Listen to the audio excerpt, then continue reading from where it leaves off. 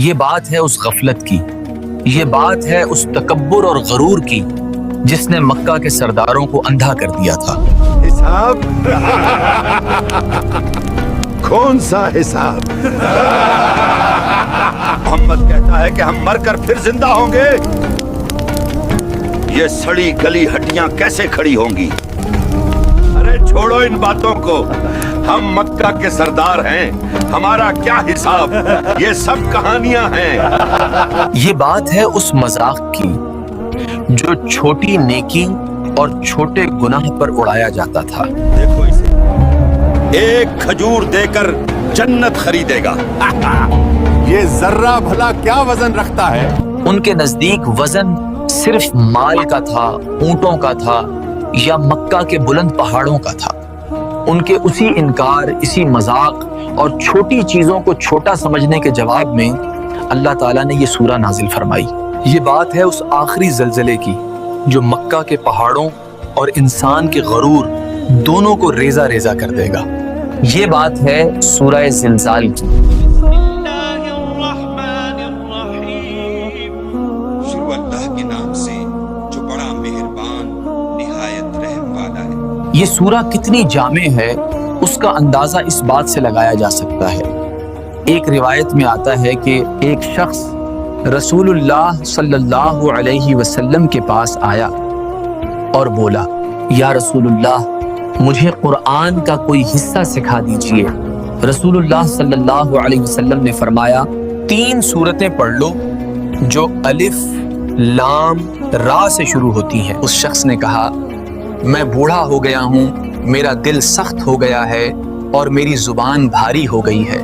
رسول اللہ صلی اللہ علیہ وسلم نے فرمایا، تو پھر وہ 3 سورتیں پڑھ لو جو حا میم سے شروع ہوتی ہیں۔ اس شخص نے پھر وہی جواب دیا۔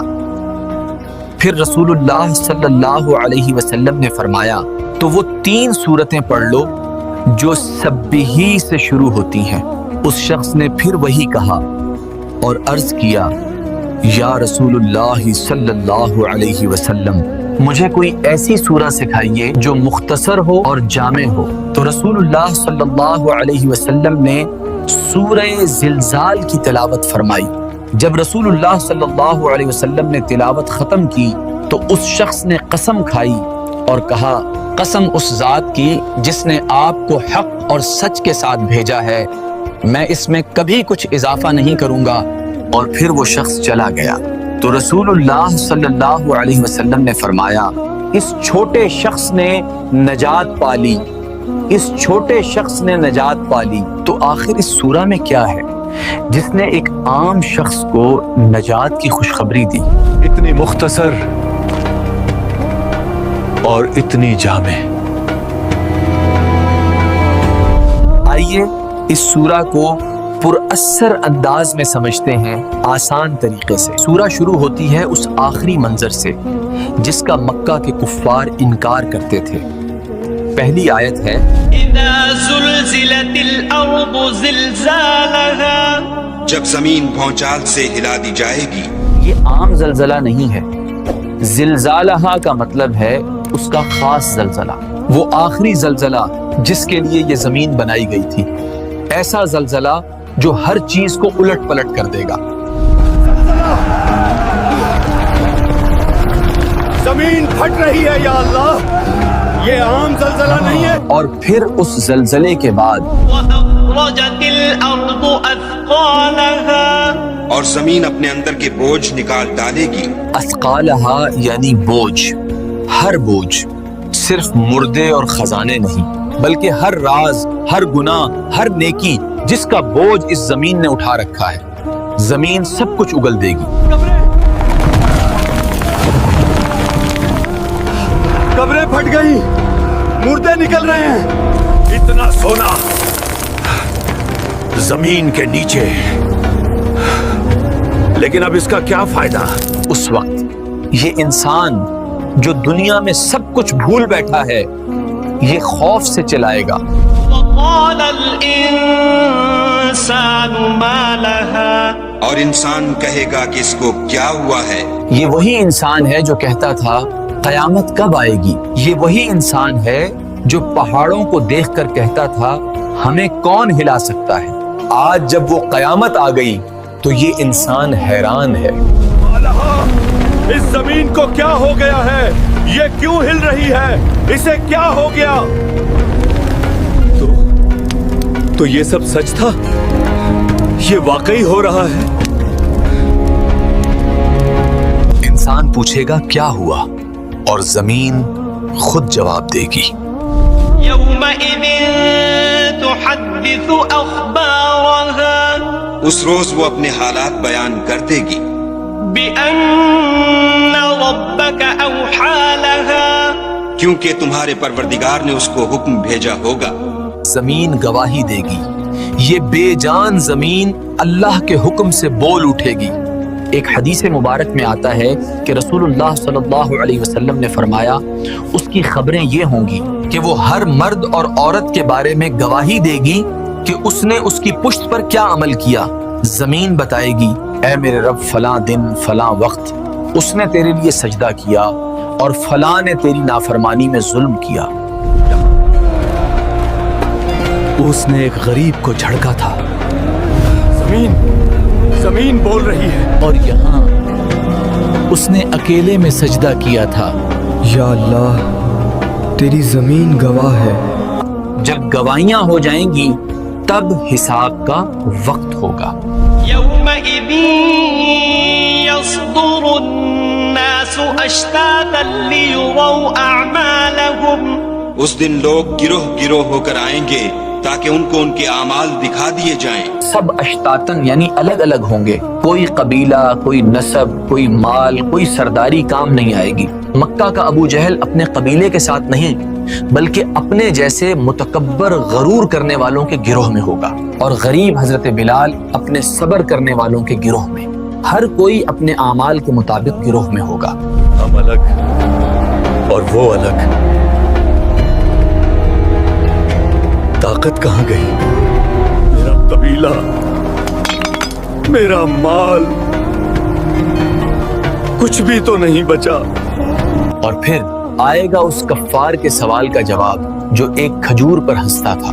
آخری دو آیات، فمن يعمل مثقال ذرة خيرا يره، تو جس نے ذرہ بھر نیکی کی ہوگی وہ اس کو دیکھ لے گا، ومن يعمل مثقال ذرة شرا يره، اور جس نے ذرہ بھر برائی کی ہوگی وہ اسے دیکھ لے گا۔ مثقال ذرہ، ایک چھوٹے سے ذرے کا وزن۔ مکہ کے کافر صرف پہاڑوں اور اونٹوں کو ہی وزن والی چیز سمجھتے تھے۔ اللہ نے بتا دیا کہ وزن ایک ذرے کا بھی ہوتا ہے۔ تمہاری ایک مسکراہٹ، تمہارے راستے سے ہٹایا ہوا پتھر، تمہارا چھپا کے دیا ہوا صدقہ، سب کچھ اس دن وزن رکھے گا، اور تمہارا چھوٹا سا جھوٹ، تمہاری ہلکی سی تکلیف دینے والی بات، وہ بھی وزن رکھے گی۔ الحمدللہ ایک ذرہ قبول ہو گیا۔ ایک مذاق، صرف ایک مذاق کی اتنی بڑی سزا۔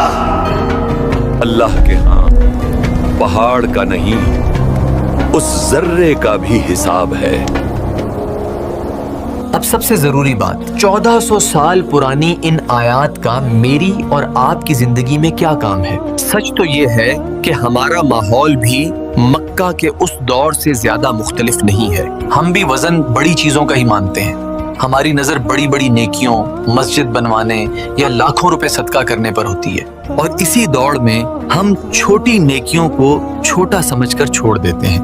اپنے فون پر کسی کی مدد کی درخواست کو دیکھتے ہیں اور انگلی سے آگے بڑھا دیتے ہیں، سوچتے ہیں میرے 1 روپے سے کیا ہوگا، میرے ایک اچھے الفاظ سے کیا فرق پڑے گا۔ ہم راستے سے پتھر ہٹانے کو، کسی کو دیکھ کر مسکرانے کو یا اپنے والدین کے پاؤں دبانے کو معمولی نیکی سمجھتے ہیں۔ ہم اس ایک کھجور کی طاقت کو بھول گئے ہیں، اور ہم چھوٹے گناہوں میں پھنسے ہوئے ہیں۔ ہم انہیں گناہ ہی نہیں سمجھتے۔ دوستوں میں بیٹھ کر کی گئی ہلکی سی برائی، فون پر بول دیا گیا معمولی سا جھوٹ، کسی کا دل دکھا کر کہا میں تو بس مذاق کر رہا تھا۔ ہم بھول جاتے ہیں کہ اللہ کے ہاں ہر چیز لکھی جا رہی ہے، ہر ذرہ گنا جا رہا ہے۔ یہ سورہ ہمیں ذرے ذرے کے حساب کا سبق دیتی ہے. یہ ہمیں جھنجھوڑ کر یاد دلاتی ہے کہ یہ زمین جس پر ہم غرور سے چلتے ہیں، یہ زبان جس سے ہم الفاظ ادا کرتے ہیں، کل یہ سب گواہ بن کر بول اٹھیں گے. ذرا سوچئے، اس دن ہم اپنے رب کو کیا منہ دکھائیں گے؟ اس دن ہر ذرہ برابر چیز کا حساب ہوگا. میرے 1 روپے سے کیا ہوگا؟ کوئی اور ہٹا دے گا. یہ میرا کام تو نہیں ہے. ارے وہ اس کو دیکھا تھا کیا پہنا ہوا تھا؟